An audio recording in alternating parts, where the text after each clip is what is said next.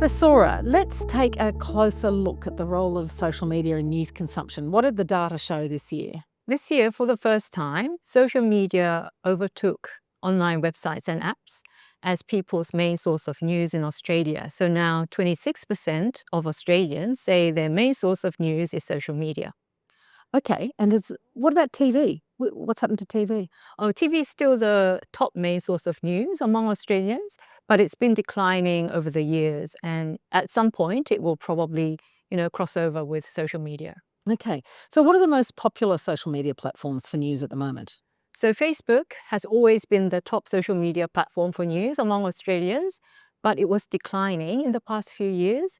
This year, though, it increased a lot by 6 percentage points in Australia as a source of news. Is it surprising? Yes, it is, because Meta has been saying that they're deprioritizing news and that people aren't coming to their Facebook app for news. But clearly in Australia, that's not the case.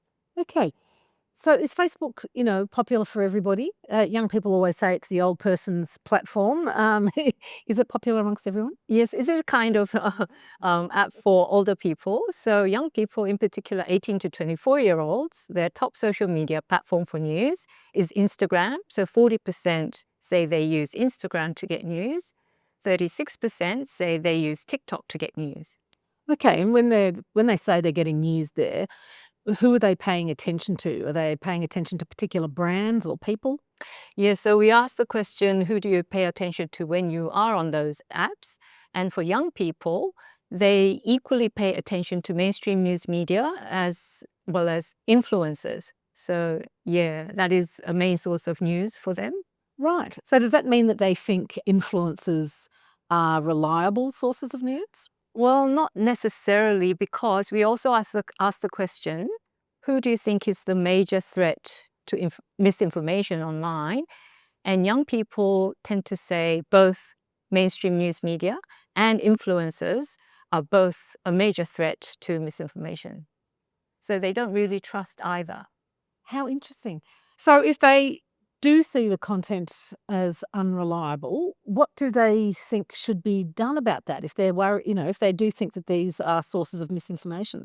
Yeah, so this year we also asked the question, do you think social media platforms and online video networks are doing enough to remove harmful content such as misinformation? And in Australia, more people think that they're not doing enough. So more people think that there should be more content removal if they think it's harmful. So I think this is a really important message to policymakers and platforms that audiences are wanting more, and they want more action from both the government and social media platforms to remove harmful content. Great. Thanks, Sora. Thank you.